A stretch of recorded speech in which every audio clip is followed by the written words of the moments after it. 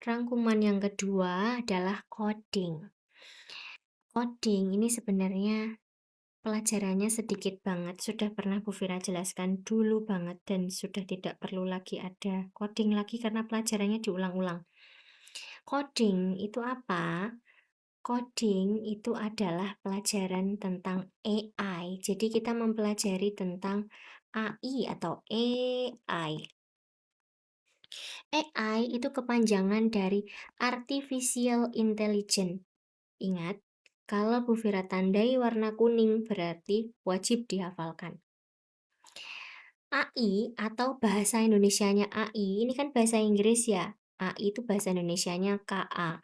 KA itu kepanjangan dari kecerdasan artifisial. Jadi AI itu Artificial Intelligence, bahasa Indonesianya KA, kecerdasan artifisial. Kecerdasan artifisial AI atau KA itu adalah kecerdasan buatan yang bekerja dengan cara belajar dari data atau pengalaman.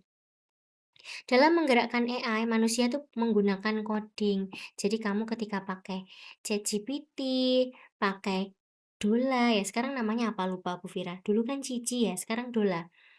Ketika kamu mau bertanya ke Dola, ke Cici, ke ChatGPT, dan lain-lain, ke Meta AI, itu kan kalian perlu menggunakan yang namanya coding. Coding itu apa?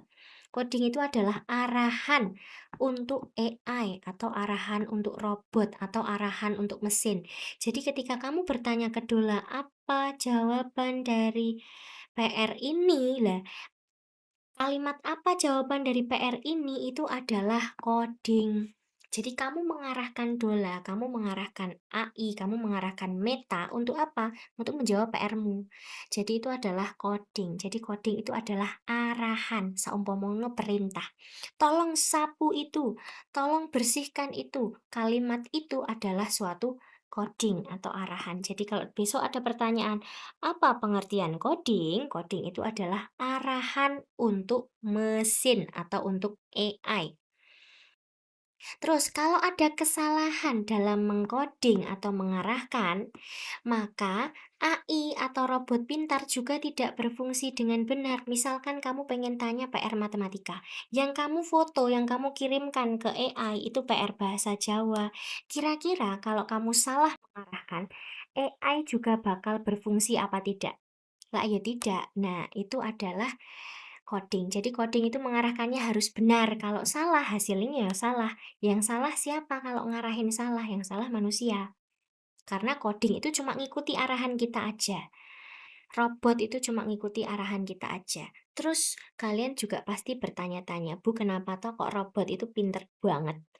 Kok bisa berpikirnya cepat? Sebenarnya robot itu berpikir dengan cara mereka berpikir meniru cara berpikirnya manusia. Jadi, robot itu cepat berpikirnya padahal itu adalah tiruan dari manusia. Jadi, mereka meniru cara manusia berpikir.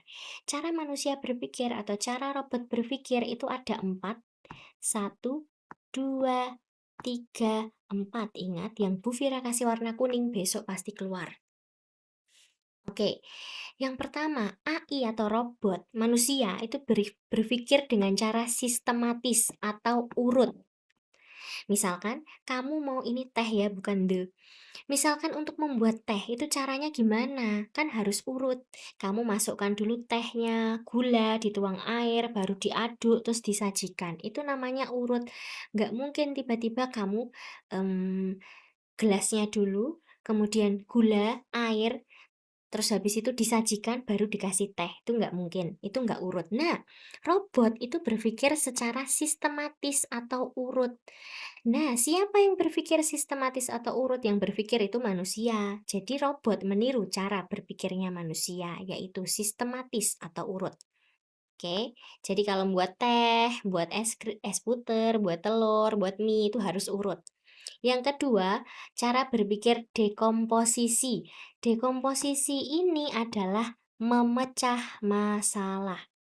Manusia tuh berpikir kayak gini dan ditiru sama robot.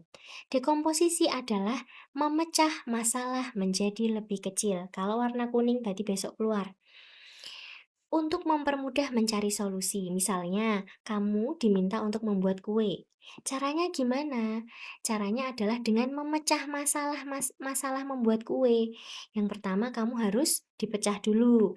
Beli bahan, menulis bahan dulu, bahannya apa? Habis itu kamu beli bahan. Beli bahannya di mana? Ada yang di pasar, ada yang di sini. Habis itu baru membuat kue. Nah, ini namanya memecah masalah. Jadi dipecah jadi satu-satu. Membuat kue itu kan sebuah masalah besar ya, tapi harus diperkecil lagi. Buat kue ini caranya gimana toh biar kita bisa membuat kue? Apakah tiba-tiba jadi kue atau kita beli aja langsung? Kan enggak. Nah, itu namanya dekomposisi, memecah masalah menjadi lebih kecil untuk mempermudah mencari solusi. Nah, jadi di AI itu pakai cara berpikirnya kita, namanya dekomposisi yang tadi sistematis atau urut. Sekarang kita masuk ke nomor 3, mencari alternatif lain. Pernah nggak kamu ngechat di Dola ya? Bukan itu jawabannya. Terus habis itu Dola mengirim lagi jawaban yang lain. Iya toh? Nah, Dola itu berpikirnya sama seperti manusia meniru cara berpikirnya kita, yaitu mencari alternatif lain. Kalau kita misalkan nggak bawa buku, apa yang kita lakukan? Kita bisa meminjam buku milik teman. Terus kalau hujan, kita harusnya bawa payung. Kalau misal nggak bawa payung, kita harus apa? Berarti kita harus meminjam teman atau pulang setelah hujan reda. Jadi ada alternatif lain. Alternatif itu apa, Tona? Alternatif ini adalah pilihan lain. Jadi ada opsi lain. Yang keempat, ada cara berpikir IPO. IPO ini singkatan I-nya input, P-nya proses, O-nya output. Input ini adalah bahan-bahannya. Proses ini cara buatnya, output ini adalah hasilnya. Kalau kamu mau buat es puter, berarti bahan-bahannya es puter ini ada di bagian input. Bahannya apa es puter kemarin tuh ada susu, ada Milo, ada gula, es batu. Prosesnya diapain? Diputar. Outputnya apa? Es puter siap disajikan. Kalau mau buat IPO lain, misalkan IPO mie apa nih? Mie rebus itu juga bisa. Berarti inputnya bahan-bahan mie, prosesnya direbus, outputnya mie-nya jadi. Mau buat mau buat IPO telur goreng, nasi goreng juga boleh. Ya. Terus mau buat IPO sabun juga boleh. Yang terakhir, bukan, belum. Yang sebelum terakhir ada namanya mesin cerdas dan non cerdas. Mesin cerdas ini adalah mesin yang mendapatkan arahan dari manusia, tapi dia bisa belajar dari kesalahan. Contohnya apa? Dola. Kalau kamu bilang, kamu salah, Dola, nanti kan dia langsung memperbarui jawabannya di bawahnya. Nah, itu namanya dia bisa belajar dari kesalahan. Jadi dia belajar dari arahan manusia, dapat arahan dari manusia, tolong kerjakan PR-ku. Tapi dia bisa belajar dari kesalahan. Kalau kamu bilang, itu jawabanmu salah, dia bakalan jawab lagi. Contoh selain Dola apa? Meta AI, ChatGPT, robot pembersih, mobil tanpa sopir, telepon pintar, dan Google Assistant. Google Assistant ini biasanya ada di HP, semua HP ada. Kalau mesin non cerdas, namanya aja ndak cerdas ya. Jadi mesin ini cuma belajar dari arahan manusia aja, nggak bisa belajar. Cuma cuma dapat arahan dari manusia, nggak bisa belajar dari kesalahan. Contohnya apa? Jam dinding. Kalian jam dinding itu misalkan jam 3 ya. Terus kamu bilang, salah jam. Sekarang bukan jam 3. Menurutmu jam dinding akan belajar dari kesalahan nggak? Dia memperbarui jamnya sendiri nggak? Enggak. Jadi dia harus diatur dulu sama manusia, baru bisa memperbarui. Blender juga sama. Misalkan kamu blender jus apokat. Terus kamu bilang, salah. Harusnya blendernya lebih keras lagi. Apakah dia bisa auto memblender lebih keras? Enggak. Kamu harus memberikan arahan dulu. Nek arahan mesin-mesin non cerdas ini caranya gimana? Biasanya ditekan, di on off gitu. Terus yang terakhir ada tantangan dalam menggunakan AI. Dalam menggunakan AI, bukan cuma mudah-mudahnya saja, tapi ada tantangannya. Tantangannya dibagi jadi dua, tantangan teknis dan tantangan sosial. Tantangan teknis ini berarti Berkaitan sama teknis. Teknis itu kayak infrastruktur, teknologi gitu. Jadi AI itu kan bagus ya, tapi teknologi di antar daerah itu nggak sama. Di Jawa teknologinya bagus. Tapi kalau misalkan kita di pegunungan Papua, itu bisa jadi teknologinya tidak bagus. Sampai-sampai AI barangkali tidak bisa digunakan. Soalnya apa? Nggak punya WiFi, nggak punya internet. Terus keterbatasan infrastruktur sama. Infrastruktur misalnya di sana nggak ada sinyal, soalnya nggak ada apa namanya pusat satelitnya nggak ada, itu misalkan.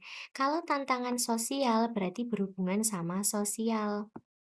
Misalkan masalah diskriminasi atau pelanggaran privasi.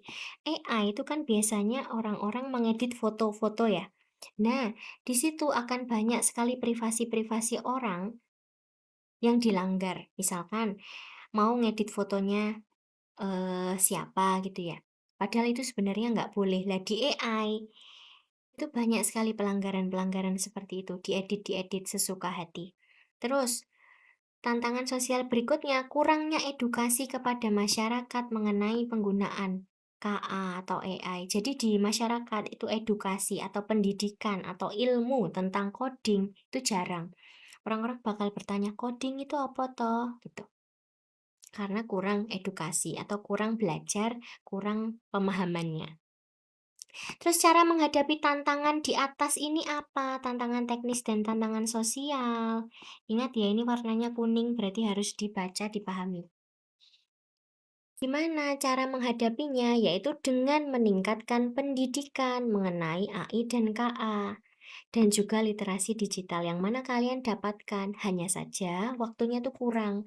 Jadi belajarnya sambil belajar yang lain, kayak kemarin belajar sabun, itu sebenarnya kalian belajar IPO-nya AI. Terus, orang tua selain itu ya, selain belajar coding dan literasi digital, orang tua juga perlu mengawasi anak sebagai bentuk perlindungan. Jadi, orang tua tuh juga perlu mengawasi kalian pakai HP itu dipakainya buat apa aja. Itu cara menghadapi tantangan AI, gitu ya. Kondang tiba-tiba kalian adalah seorang pemroduksi ini, video-video pelanggaran privasi. Misalkan kamu ngedit, fotonya temanmu mbok jadikan apa gitu. Kalau orang tua nggak tahu, lah itu nanti dampaknya sangat buruk gitu, Nak. Semoga paham, jangan lupa dihafalkan, dipahami, oke? Besok keluar banyak. Sekian, wassalamualaikum warahmatullahi wabarakatuh.